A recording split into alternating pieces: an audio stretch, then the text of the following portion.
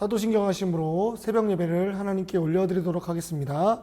전능하사 천지를 만드신 하나님 아버지를 내가 믿사오며 그 외아들 우리 주 예수 그리스도를 믿사오니 이는 성령으로 잉태하사 동정녀 마리아에게 나시고 본디오 빌라도에게 고난을 받으사 십자가에 못 박혀 죽으시고 장사한 지 사흘 만에 죽은 자 가운데서 다시 살아나시며 하늘에 오르사 전능하신 하나님 우편에 앉아 계시다가 저리로서 산자와 죽은 자를 심판하러 오시리라. 성령을 믿사오며 거룩한 공회와 성도가 서로 교통하는 것과 죄를 사하여 주시는 것과 몸이 다해 사는 것과 영원히 사는 것을 믿사옵나이다. 아멘. 네, 이 시간 찬송가 200장 함께 찬양하시겠습니다.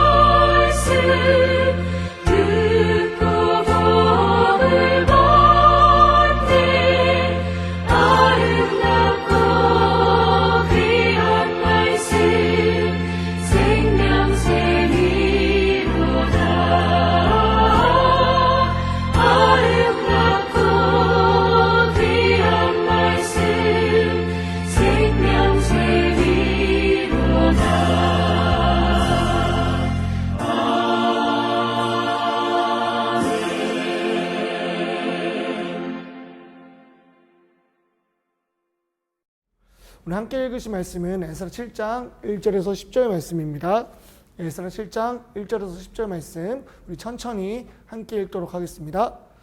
2일 후에 바사왕 아닥사스다가 왕위에 있을 때에 에스라라 하는 자가 있으니라. 그는 스라야의 아들이요 아사라의 손자요 hil기야의 증손이요 살룸의 현손이요 사독의 5대손이요 아이둡의 6대손이요 아마랴의 7대손이요 아사랴의 8대손이요 무라요의 9대손이요 스라히야의 10대손이요 우시엘의 11대손이요 붓기의 12대손이요 아비수아의 13대손이요 비느하스의 14대손이요 엘르아살의 15대손이요 대제사장 아론의 16대손이라. 이 에스라가 바벨론에서 올라왔으니 그는 이스라엘의 하나님 여호와께서 주신 모세의 율법에 익숙한 학자로서 그의 하나님 여호와의 도우심을 입음으로 왕에게 구하는 것은 다 받는 자이더니 아닥사스다 왕 제7년에 이스라엘 자손과 제사장들과 레위 사람들과 노래하는 자들과 문지기들과 느디님 사람들 중에 몇 사람이 예루살렘으로 올라올 때에 이 에스라가 올라왔으니 왕의 제7년 다섯째 달이라. 첫째 달 초하루에 바벨론에서 길을 떠났고 하나님의 선한 손에 도우심을 입어 다섯째 달 초하루에 예루살렘에 이르니라. 에스라가 여호와의 율법을 연구하여 준행하며 율례와 규례를 이스라엘에게 가르치기로 결심하였었더라. 아멘.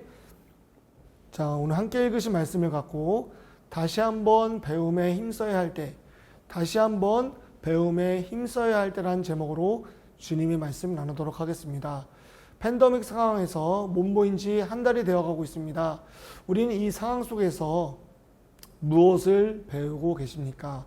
구약 성경에 보면은 사울 왕이라고 나오죠.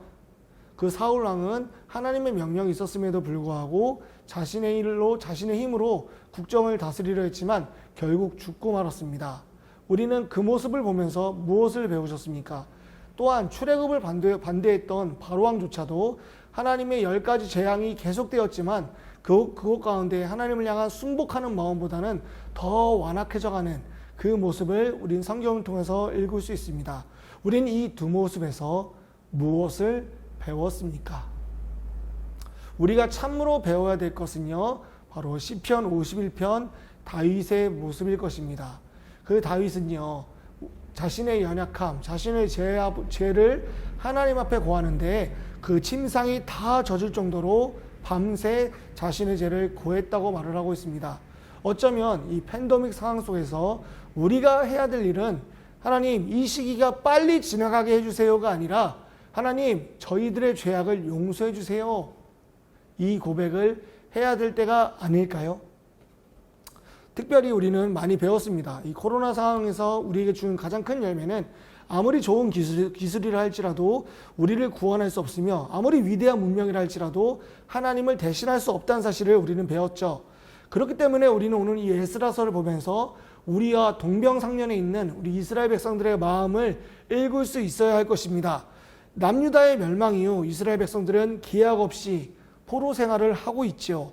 하루하루를 버텨야만 하는 백성들, 마찬가지로 우리 역시 언제 정상화가 될 것인가, 언제 경기가 나아질 것인가 생각을 하면서 하나님은 과연 일하시는 분인가 우리는 생각해 볼 수가 있습니다. 하나님은 이 에스라 말씀을 통해서 오늘 우리가 이 코로나 종식이 언제인지보다 지금 우리가 무엇에 집중해야 되는지, 우리가 해야 될 일이 무엇인지를 에스라를 통해서 말씀해 주고 계십니다. 오늘 이 새벽에 우리가 이런 다짐이 있길 원합니다. 다시 한번 교육에 힘쓰길 원합니다. 다시 한번 내가 하나님 말씀 배우기에 힘쓰길 원합니다. 이 고백이 우리 삶의 헌신이 되어지기를 소망합니다. 본문 1절은 2일 후라는 표현을 쓰면서 시작을 하고 있습니다. 2일 후라는 표현은요, 바로 출애굽이 아니네요. 죄송합니다. 본문 1절은요, 2일 후란 표현을 쓰면서 2장을 시작하고 있는데요. 여기서 말한 2일 후란 성전이 완공된 이후의 모습을 보여주고 있습니다. 1차 포로기한은 수룹바벨을 통해서 이루어졌죠. 그리고 2차 포로기한 3차가 있는데요. 우리는 성경을 읽으면서 한 번쯤 궁금해 볼 법한 일이 있습니다. 바로 왜 포로기한을 3번이나 나눠서 하셨던 걸까? 먼저 이 포로기한이라는 측면을 생각해 보면은 하나님께서는 예레미야 선지자를 사용해서 너희들을 그 땅에서 구원하겠다고 약속을 하셨죠.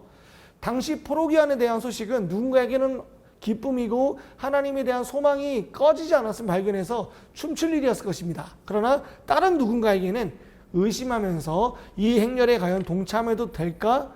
이런 생각을 하게 했을 것이지요.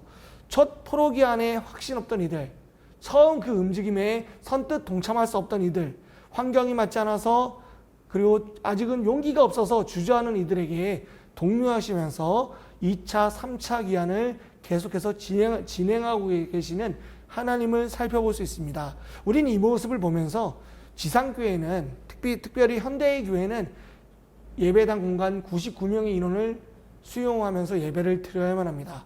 나라에서 그런 가이드라인을 주었죠. 모두가 현장을 예배할 수 없고 누군가는 반드시 온라인 예배를 드려야 되는 상황에서 우리는 매주일 예배를 맞이하고 있습니다. 이런 구체적인 조항은요, 우리의 신앙의 리듬을 망가뜨리고 때로는 우리 신앙이 정상이 아닌데도 불구하고 가만히 있어야 되고 주저하게 만들 때가 얼마나 많은지 모르겠습니다. 우리는 이 시기가 언제 끝날지에 대한 생각을 하지만은 왜 우리가 이토록 좌절해야 되는지에 대한 고민은 하지 않는 것 같습니다. 하나님은 어디에나 계시지만은 우리는 왜 예배당에서 오지 못하고 온라인으로 드리는 것을 거부하게 되는 걸까? 때로는 왜 온라인으로 예배만 드려야 될 때에도 내 믿음은 좌절하게 되는 걸까? 이런 고민을 한 번쯤 해보셨을 겁니다. 그러나 에스라 말씀은요, 코로나가 언제 끝날 거라에 대한 확신은 주지 않습니다. 그러나 좌절되고 낙심된 우리들을 향해서 지금도 일하고 계시는 하나님을 소망하라는 메시지를 우리에게 계속 주고 있는 거예요. 그래서 2차 포로기한이 시작되고 있는 거죠. 1차, 2차, 3차 이들을 이끌어 가시는 하나님, 그들의 예배를 받으시길 위해서 원해서 큰 일을 행하시는 하나님, 그 하나님께서는 코로나 상황 속에서 고통에 신음하고 있는 우리 성도들을 향해서도 동일한 마음을 품으십니다. 하나님을 소망하라. 하나님을 소망하라. 하나님을 결단하면서 그분의 일하심에 참여하라. 우리가 비록 예배당 인원은 99명의 한계가 있지만 하나님의 일을 포기하라는 명령을 하지 않으셨습니다.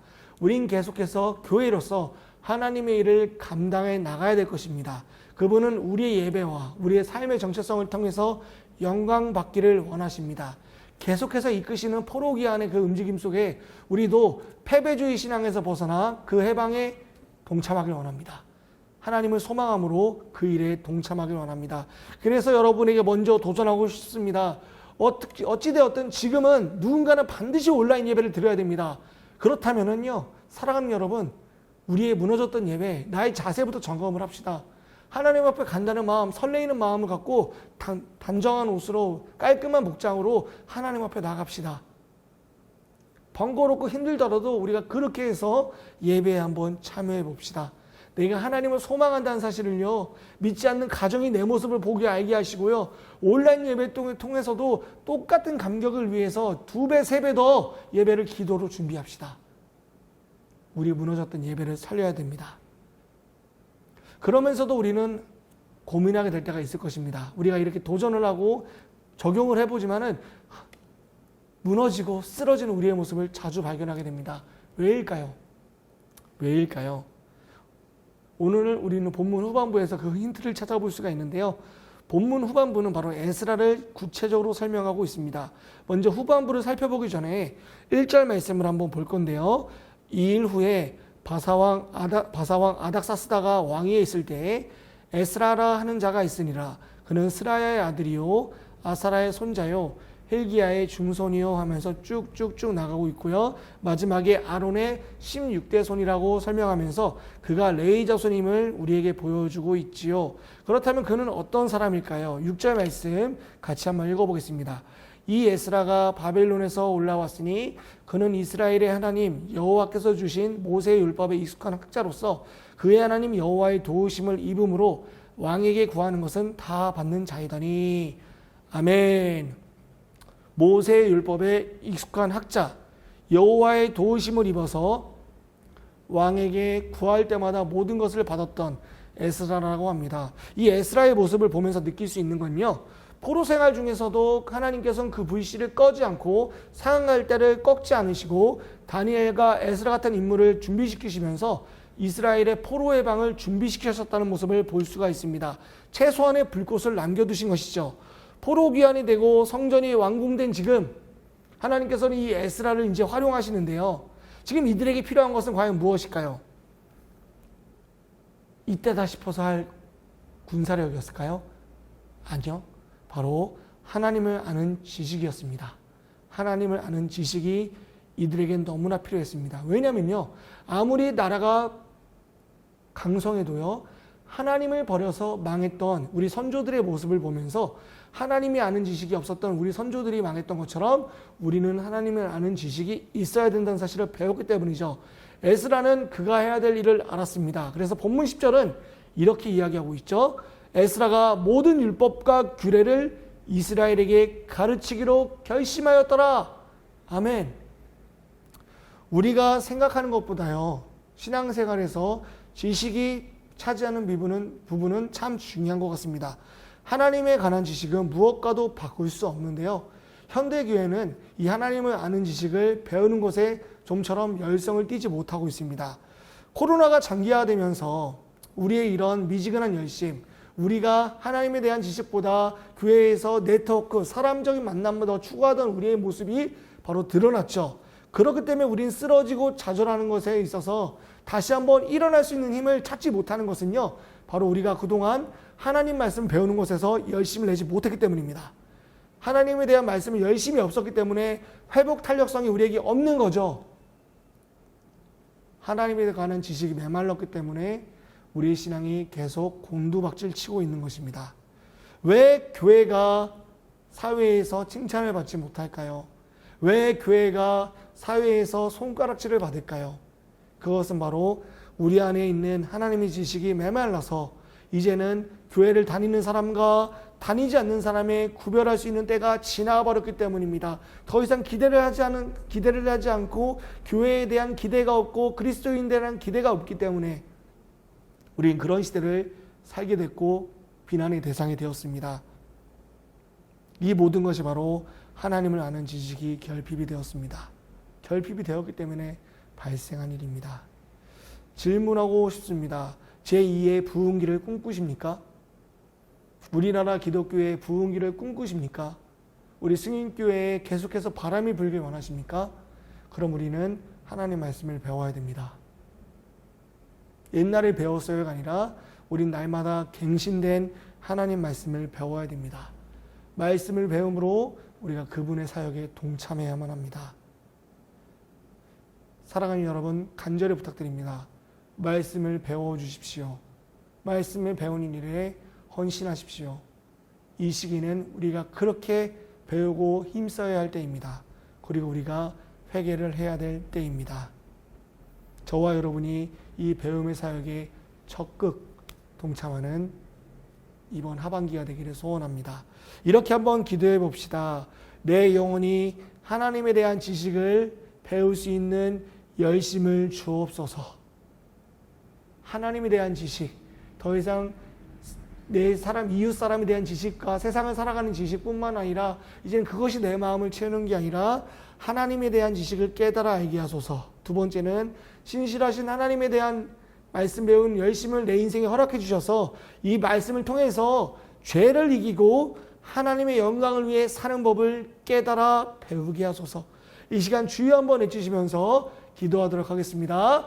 주여!